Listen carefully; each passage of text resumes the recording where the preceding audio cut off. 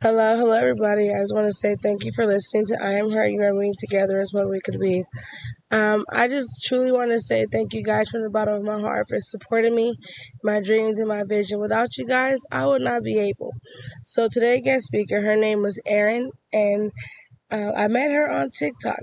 My next few episodes, they're all going to be from people from TikTok.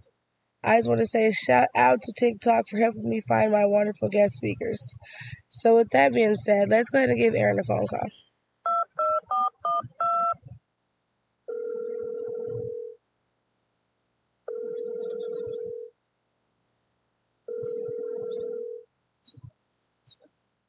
Hi, Erin. How are you doing today? Very good. Friday. Yes, the best day of the week. So, how was your week? I'm sorry, what was that? I said, how was your week? This whole entire week, how was it? Oh, this week has actually been pretty good. I love that for you. So, you are a mentor. Let's talk about that. What do you help people with?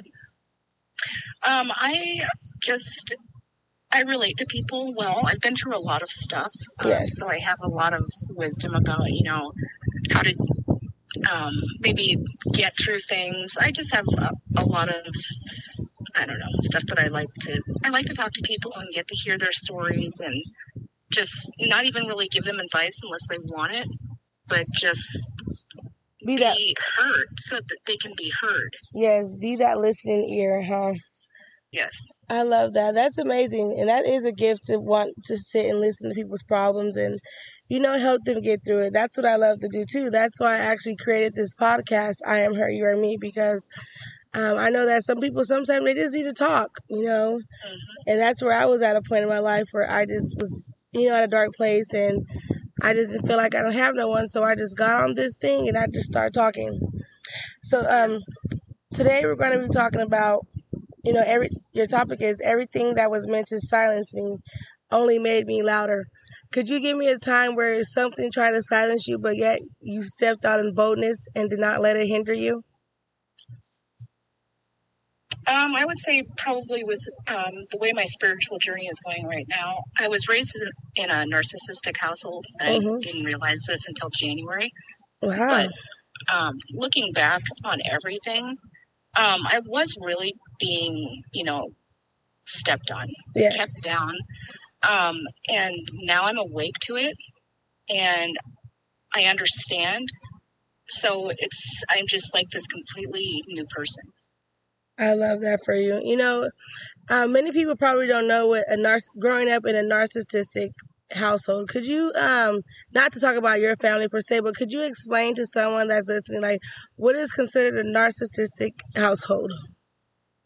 Gaslighting. And I never really understood what gaslighting was until more recently, but thinking about like how it was done to me. My dad, for example, would maybe say something to me and get me all riled up. And then once I get riled up, he would attack me for my behavior. Yes. So they're causing problems for you and then punishing you for your reaction. Yes. I call that provoking spirits. It's like, you know what you're doing intentionally to provoke me. You're trying to get me worked up. You're picking at me. And then yet when I react back, clap back, as they say, clap back, then I'm to blame, but instead of you not taking accountability for you picking with me, but just want to say I'm the problem. So, and I am a victim of that as well. And I didn't realize, it's so sad because a lot of people, a lot of trauma, and I'm not to down my culture. I'm not doing that at all, but a lot of African American people, they don't understand, like, to them it's normal, it's regular, but no, that's trauma, Yeah. And many of us do grow up in a household like that. And I had to do my own digging and my own self-healing to realize, like, okay, it's not me. Sometimes it's the environment that we grow up that is narcissistic. It's a word and it's true. And a lot of people don't know because they're not trying to discover that there are things that people do. And it's not they're okay. Just trying to get through their life. Yeah, and it's not okay, And I'm happy that you actually was able to express that because I know that could have been very vulnerable, and not to I know you're a little older than I am. I'm only 20. I'm in my 20s, and you're just now discovering about you growing up in that type of environment. Yes. How did that make you feel when you actually started to discover that you grew up in that environment? Like, how does that make? I don't know if you're a parent or not, but how does that make you feel, and knowing that that's something that you discovered as an adult? Like, was it like a wow moment? Yeah. It's actually, this has been since November. It's been pretty crazy with, just all of the realizations. Yes. And the sad thing about it is that, I grew up with my parents, from age 0 to 21. When I was 21, I moved out of the house, but I moved into an apartment with my boyfriend.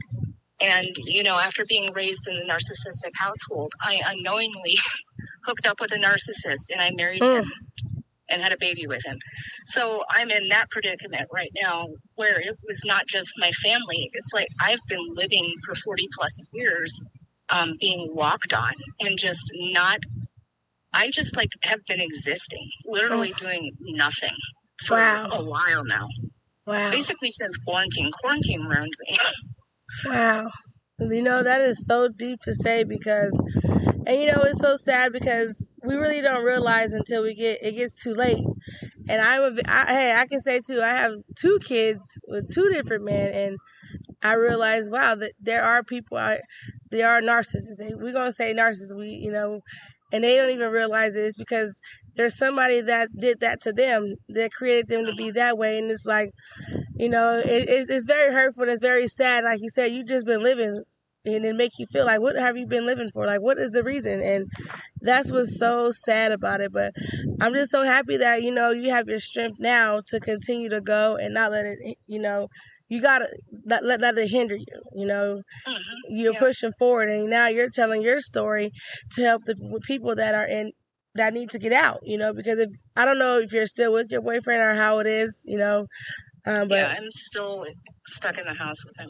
Yeah, but it's just, and it's hard to walk away because they know that, I don't know how to explain those kind of people, but they just know what to do. Yeah. And see, the biggest thing for me, the biggest shock is I had no idea that people were like this. Like, this is more common than we think. Yes. People putting on masks and stuff. And Come I on. never worn masks. And when I found that out, like, this was world changing for me. That how many people are just walking around just fake. I hate it. Come on, tell me about it. Just be like, I don't even know. If you listen to my first few episodes, it's so crazy because I was with a narcissist. I realized back in COVID 2022, I was with somebody, but the whole time I wasn't with them. I thought I was with somebody, but that wasn't who I was with, and it is very sickening, and it is very hurtful when you finally discover, like, oh my God, like, this is not true. Like, this whole time I've been living in a lie. Like, it's sometimes like they get you fooled. They have you blinded. Yeah, and looking back, I'm like, oh my God, I can't believe how stupid I was. Because it's just like, looking back on it, it's like, how did I not see it? Well, I wouldn't say it's so blatant. I wouldn't say how stupid you are, because you're the Bible says you're fearfully and wonderfully made. I wouldn't, sometimes you can just be so blind to the facts because you love someone so much. You don't really look at that. You don't look at the flaws in them until, towards the end of it, when you sit and you think, all these years, all this time, what have I done? And then you realize, I should have been putting myself first instead of pouring. They just take everything, and it's like, what have I done? And then that's when you start to you're in your healing stage. You're in your stage when your eyes are opening up. You're starting to see the truth. You're starting to see reality. God he's exposing things to you to let you know, like, hey, this is what's going on. And it hurts, but it's like, it's the truth. The truth hurts, but it's for your own good and it's for your own glory, because at the end of it all, you're woke. You're woke. I never thought I would be, but I am, and it's so freaking exciting. I love that for you, sis. I'm so happy that you're open. Your eyes are open to what's really going on, and what's so special is that it's going to get better and better. It's going to get better and better and better. the fact that you're even woke. And when the more that you start reading, the more that you start doing your own self-healing, you might even cry a little bit, because you're gonna be like, this is what's been going on, like this is this person, and it gets scarier. But as long as you trust in the process and have God, you're gonna be like, I'm okay. But boy, you're gonna start learning about all kind of stuff. You're just gonna be, and come back and tell me. I want to know, because it's very shocking, but it feels so good to know. Yeah, and the scary thing to me is that there are so many people that are going through what I went through, and they don't have any idea. Yeah. Like, I thought this behavior, like in a family dynamic, I never thought much about it. I just thought that's how it was. Yes. I thought that was normal to be treated like that, and that's sick. Yes. So what would you say to someone, what would you say to your younger self, or someone younger that's going through narcissistic family and relationships, and because if you're not strong enough, it can bring you down to a hole. It can take you somewhere you don't even know who you are anymore. What would you say to somebody to give them the encouragement to just don't let it bother them, just stay strong? What would you say? Well, one thing I always tell my daughter, or try to remind her about, is that, it's not you, it's other people projecting. Yes. If somebody comes up to you and, is being mean to you, you don't need to worry about it. It's them. That person has an issue. Just let them be, or whatever. I love that, because sometimes it's not you. Some people wake up, we don't know what people have going on in their lives, and some people have it really bad. Yeah, everybody is going through something. Yes, everybody is going through hardship. Everybody's going through hard times. Everybody's going through something right now. So yeah, it is true. Sometimes I had a girl come on my podcast. She said, I used to get upset when people were mean to me, but I had to tell myself, I'm not the problem. They're the problem. If you truly know deep down that you are not the problem, then you can't let it bother you.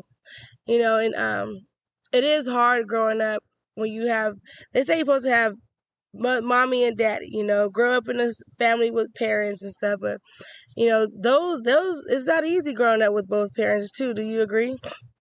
Yeah, I had both parents in the house, but my dad was pretty absent because he worked for the school system, so he had to be at like all of the functions. And then my mom was just a little, off her rocker with 3 kids. Yeah. So I had both the parents, but even though I had that, and I had quote unquote love in the family, I actually had zero support.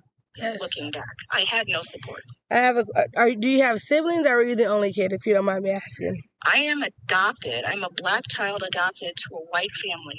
Oh, and, don't judge me. I thought you were white. Are you serious? That's why I said, my I swear, sis, I thought you were white.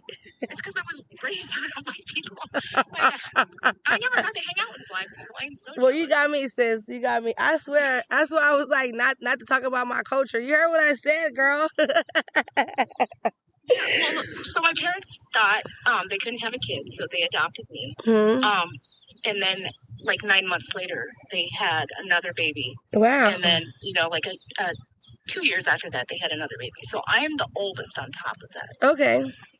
Which, screws with the dynamic also. So, not to be too much in your business, but growing up in that type of environment, did they treat you like extremely worse than the 2 kids that they actually had on their own?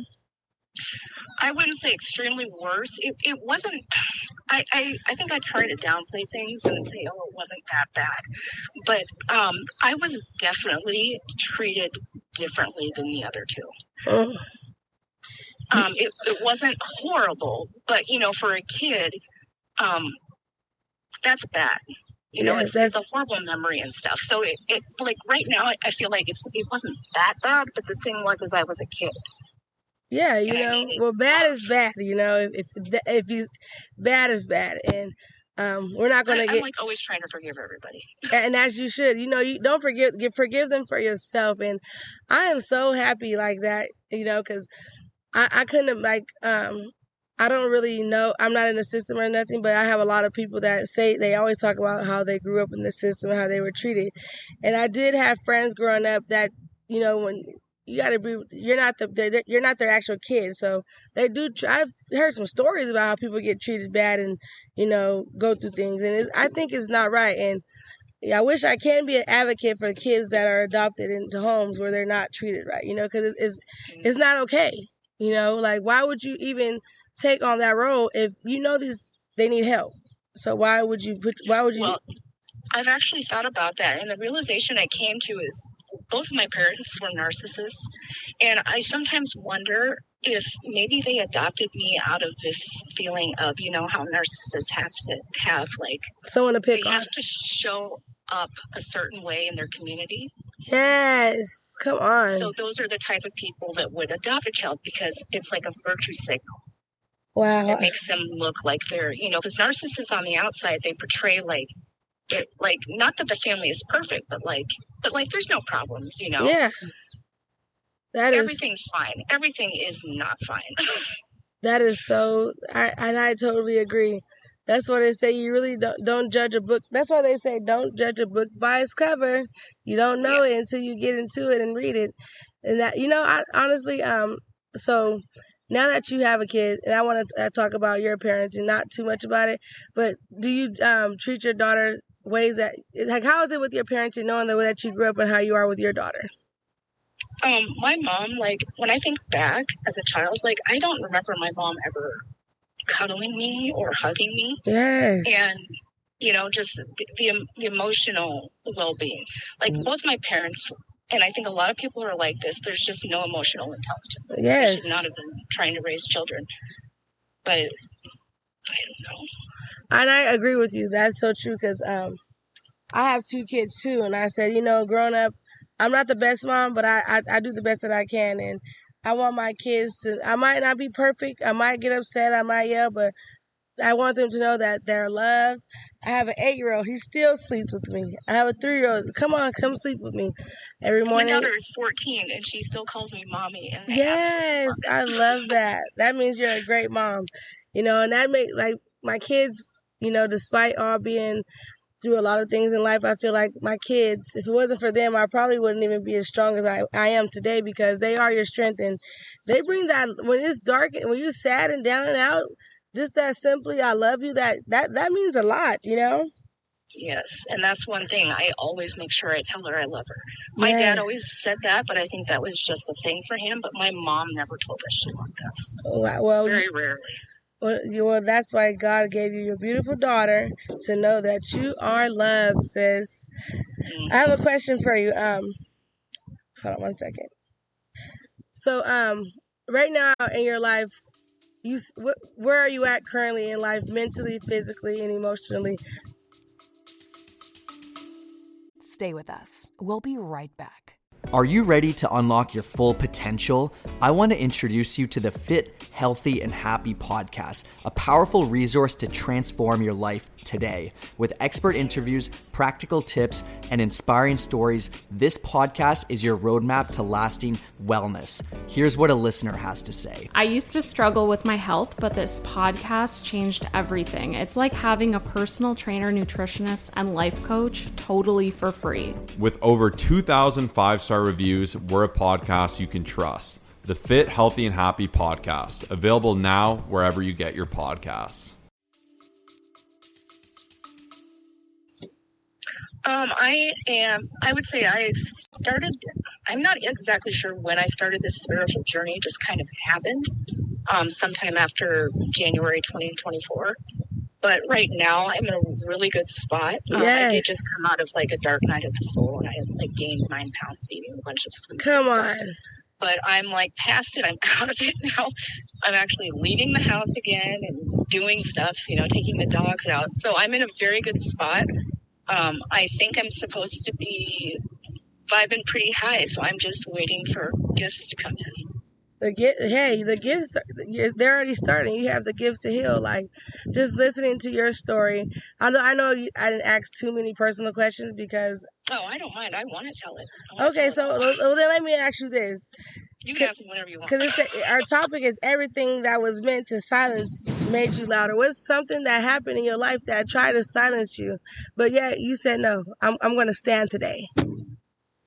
I guess back during COVID, when we were in quarantine, I was stuck in the house.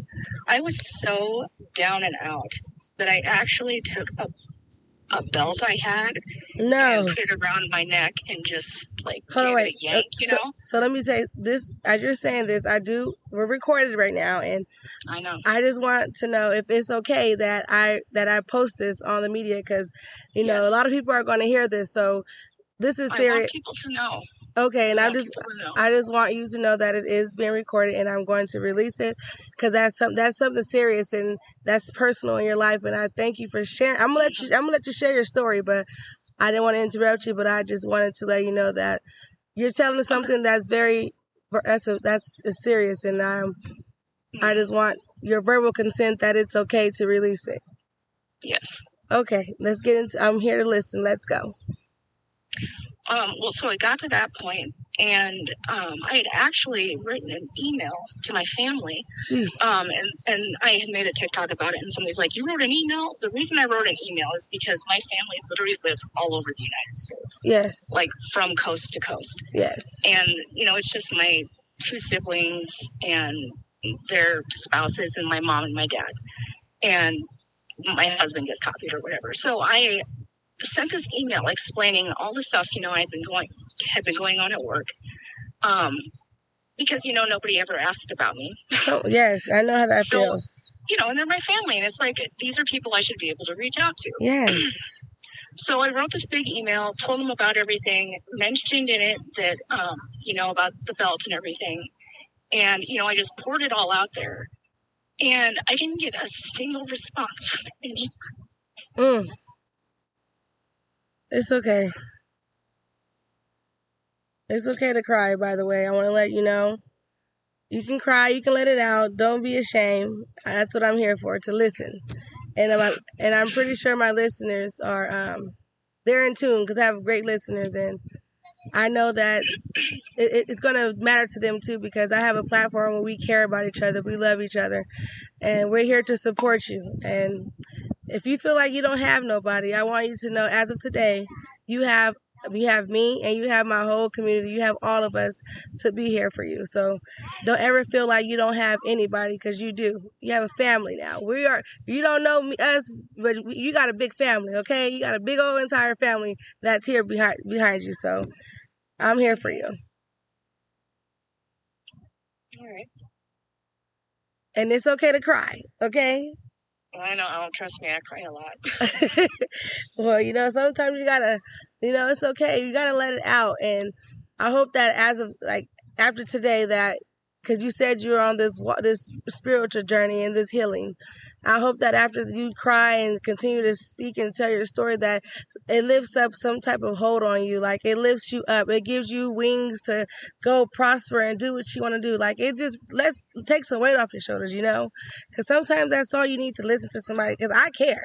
I wouldn't be on the phone and doing this if I didn't care, because I know how it feels to want to not live anymore. I know how it feels to want to give up. I've been there, and I've done a lot of things to try to make it happen. But, everything that is trying to silence you, it makes you louder. Like, it's not your time. You got things to do. Yeah. You got people need to hear your story. You need to tell your story to help somebody that's in the same situation as you.